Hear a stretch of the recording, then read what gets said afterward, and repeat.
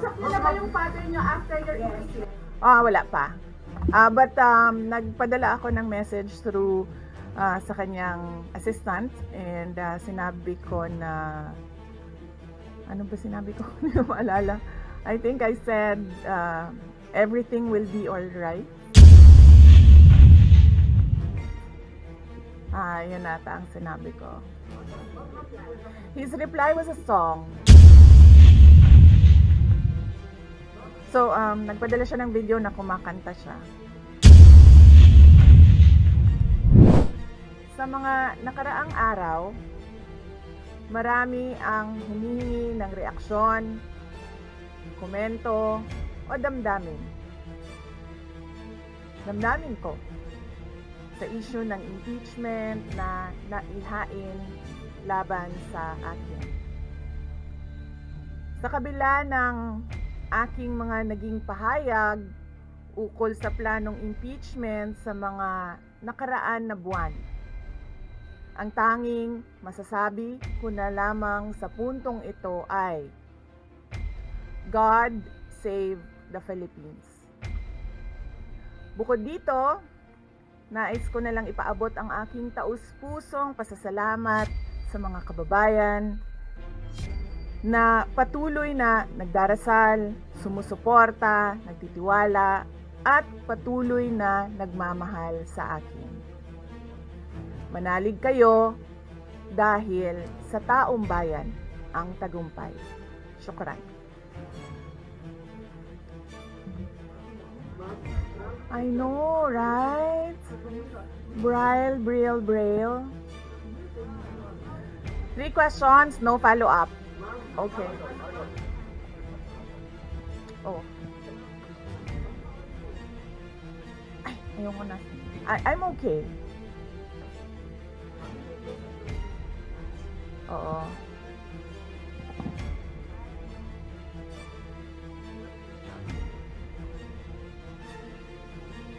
Sabi kasi hindi, ito lang daw basahin ko.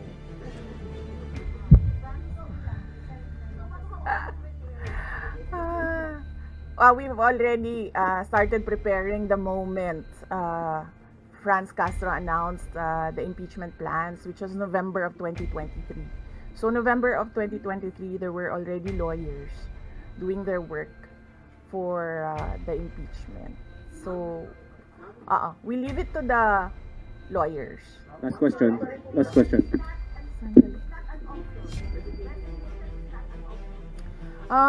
Wala pa tayo doon, ma'am.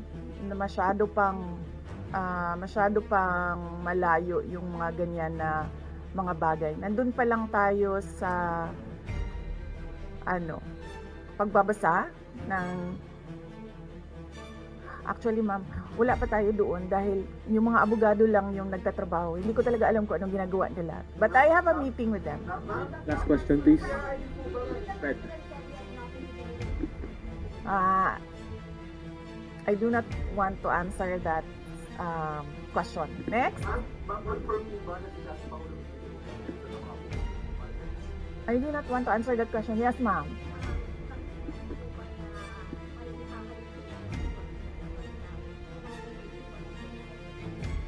I do not want to answer that question. Last question.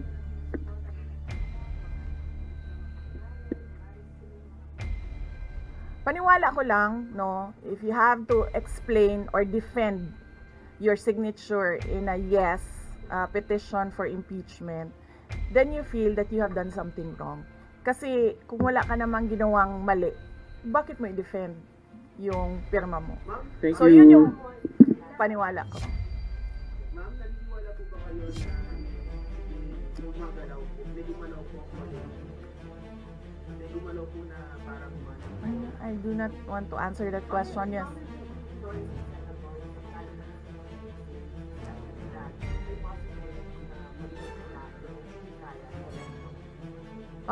Hindi pa namin napapag-usapan kung ano yung gagawin ko for the upcoming campaign and election.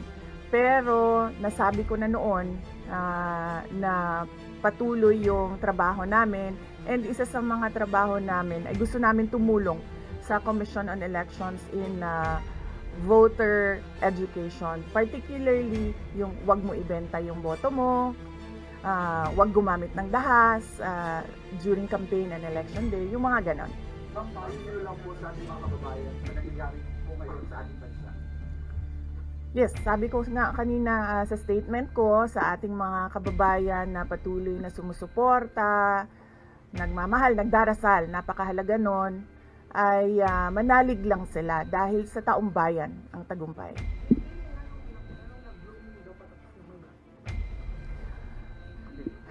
Nanong naa ka diri sa Manila na taga Davao man ka?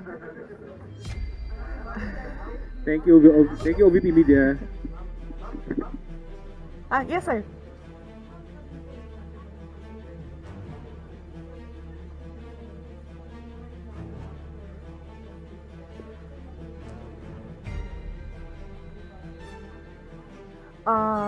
Well, may meeting kami mamayang hapon dahil nag-meeting sila kahapon.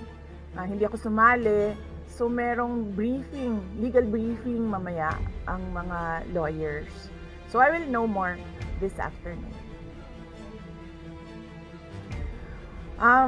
Pakikita nyo na yan pagpasok nila ng kanilang entry of appearance.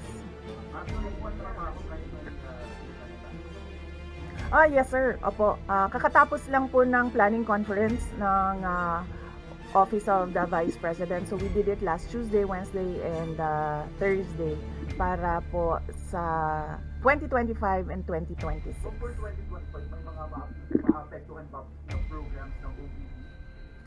Yes, nag-announce na kami no na wala kaming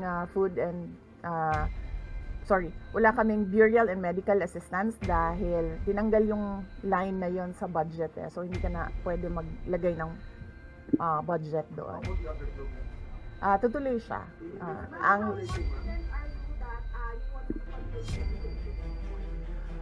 Wala pa tayo, masyadong pang malayo yan ma'am. Wala pa tayo, hindi pa natin inaano yan. Final question, ina-assess ngayon. Final question. Nagtanong ka na ba?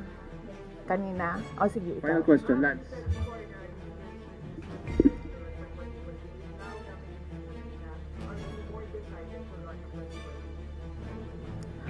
Okay. So, wala pa tayo dyan. Wala pa tayo dyan. But, nasabi ko naman di ba? Paulit-ulit kung we are seriously considering that. But it's difficult to decide without numbers. So, kailangan malaman yung surveys and numbers. Sa next year pa yun. Sir, nagtanong ka na? Sir. Kyodo Yes, News, sir. Ron.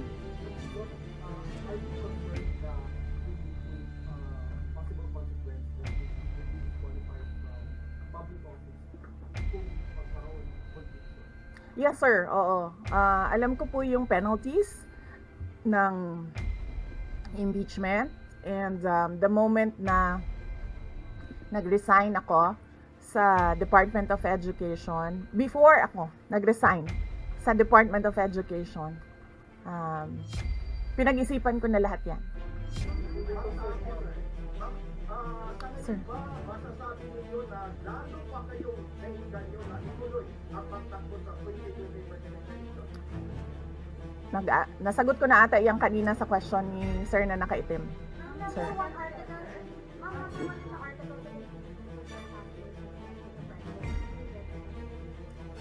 I did not make an assassination threat to the president. Sila lang nagsasabi niyan. Sila lang nagsasabi may assassination. Sila nagsasabi may assassin, may gunman. Next po, GDB. Not say that. Pala.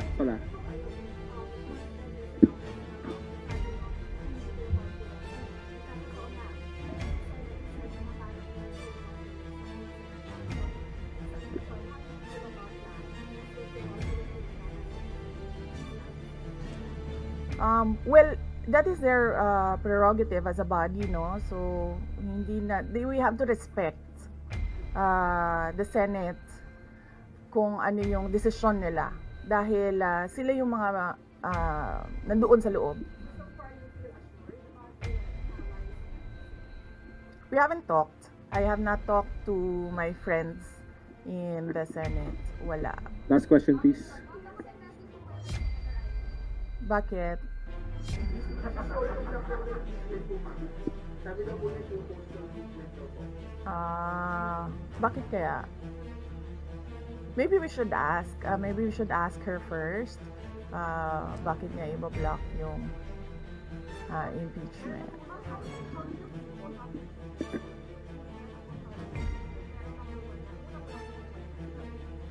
Oo. Kasi sabi, ito lang daw basahin ko. Yan, ang daming nagbabantay sa gilid. Usap niyo na ba yung father niyo after your interview? Wala pa. But nagpadala ako ng message through sa kanyang assistant and sinabi ko na ano ba sinabi ko? Hindi ko maalala. I think I said everything will be all right. Yun ata ang sinabi ko. His reply was a song. MacArthur's Park. So, nagpadala siya ng video na kumakanta siya. Hindi ko pa nabasa, ma'am, yung complaint. But I understand lahat ng mga complaints na na-file sa House of Representatives nabasa na ng mga lawyers.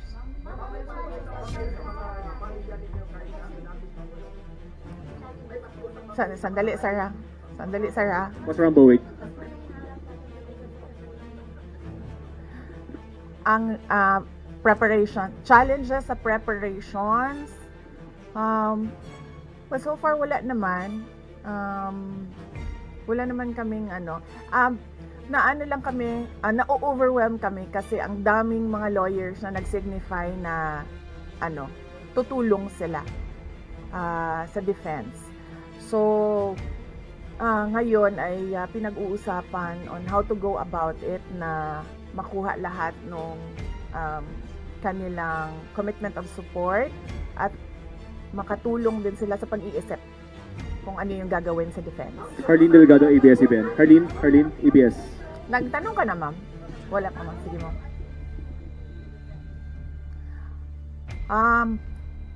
Sabihan ko na lang sila na mag-announce na sila kung gusto na nila mag-announce. Pero yung father niyo kasama pa rin? Kasi sabi niyo before, your father would be helping also. Well, he is welcome. He is a lawyer. So he is welcome to give his advice, input in the defense.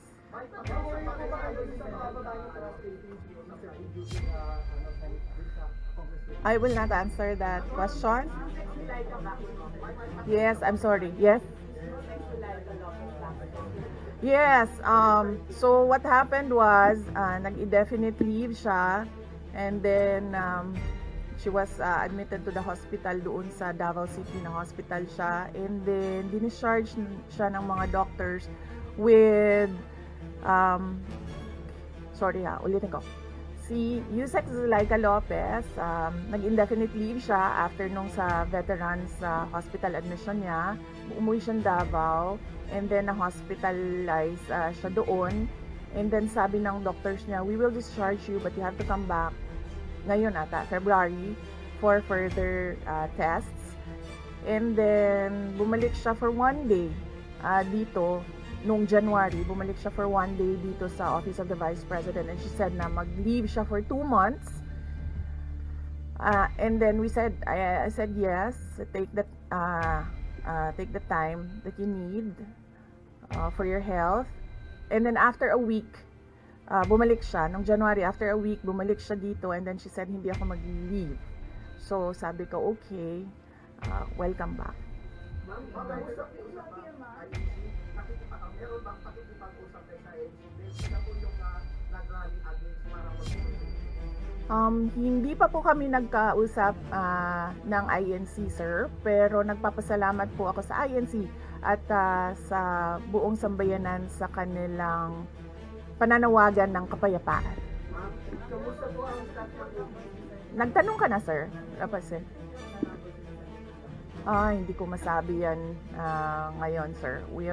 Wala pa kami dyan. Miss Iz. Nagtanong ka na, ma'am. Wala pa. Miss Iz. Um, mm, he will, maybe if he wants to, he can be part of the defense team. But because of his age and because of rigorous preparations in an impeachment case, baka sabihin ko sa kanya na wag na lang siyang mag-lead dahil medyo may edad na si former President Rodrigo Duterte. He's already 80 years old this year. Kumusta po ang staff ng OVP after yung nagawa ko? Ano po naramdaman po nila na ano naramdaman ng staff ng OVP? Are they sad? Are they worried po ba nga? Hindi ko alam nila, pinagtatawanan lang nila ako dito sa gilid kasi hindi daw ako sumunod. Sabi, basahin lang daw talaga ito. Ha? Okay. Kung pwede namang hindi, and I understand, pwede naman. Hindi na. Oo. Kasi baka ma-intimidate lang sila lahat sa presence ko doon.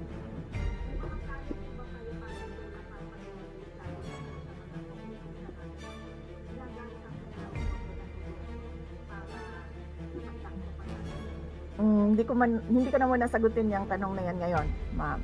Doon muna tayo sa God Save the Philippines. Mika, Reuters.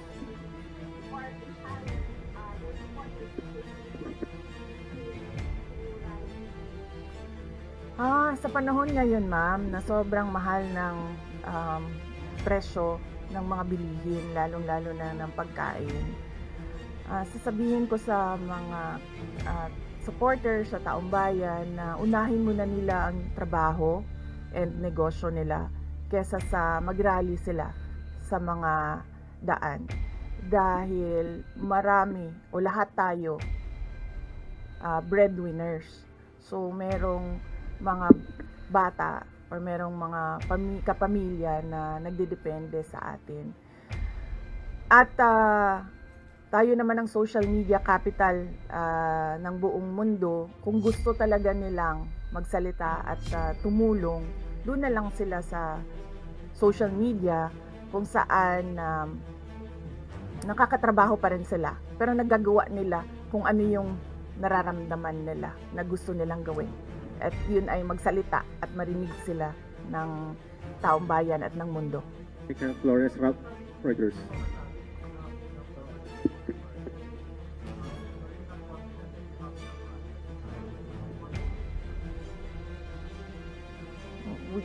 Hindi ko pa naisip yan, sir. I've not counted numbers of votes in the Senate, so we are not there yet. We are still, the legal team is still in the preparation of the defense and what we will do moving forward. Ma'am, do you think it's maraming mga congressmen kami na 70%?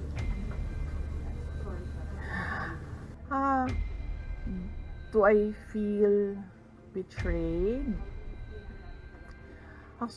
Actually, ma'am, wala akong feelings. Wala akong feelings about it. Kasi, kung napapansin nyo, wala naman kasi talaga akong barkada na politiko. I don't join their circles. But we are friends, yes. But kung ninong at ninang lang ng mga anak, walang ninong at ninang na politiko ang mga anak ko. Maliban kay Stonefish, dahil nandoon si former President Erap Estrada. So, I don't move in the circle of politicians. Kaibigan, yes. But to say that meron akong close relationship, personal relationship with them, wala naman. Kaya siguro ganyan din siguro kadali sa kanila ang magdesisyon about the impeachment kasi wala naman talagang something that is worthwhile sa aming pagiging magkaibigan. Last question, Jason. Nagkaroon po ba kayo ng rally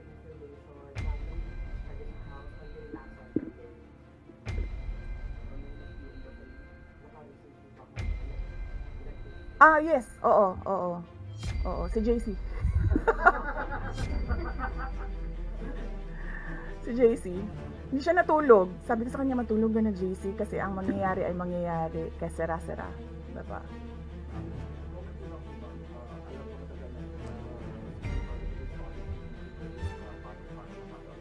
Yes.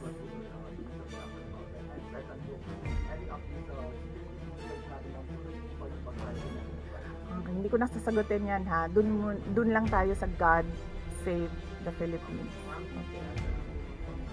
Ma'am, we said that gaano po kalala ang problema ng Pilipinas Gaano kalala ang Pilipinas na pag-iwanan na tayo ng panahon at ng ating mga kapitbahay dito sa region at napag-iwanan na tayo ng mundo.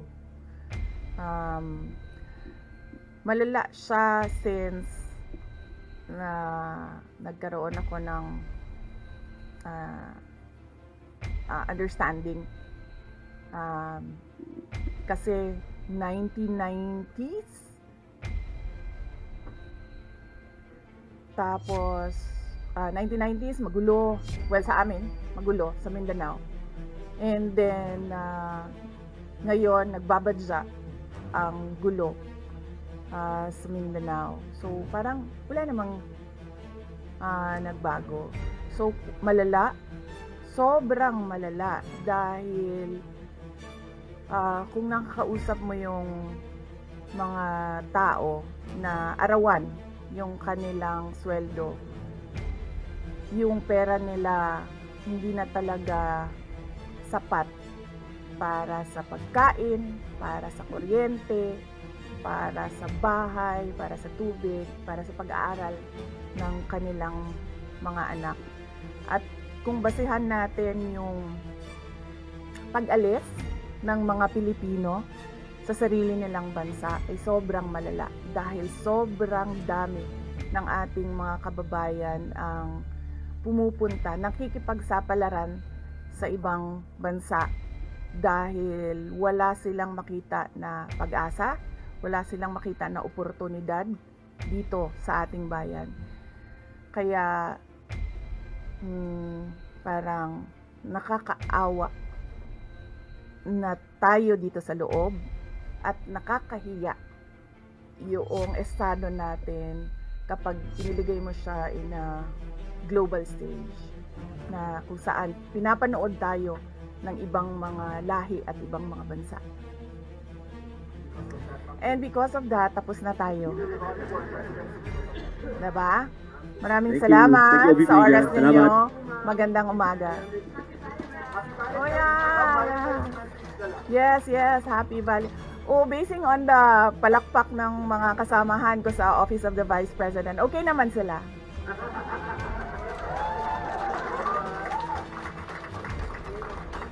At mga Lenny supporters pa yan, ha. Tingnan mo, pero pumapalakpak sila sa akin. No, ano Valentine's? Yes, Valentine's.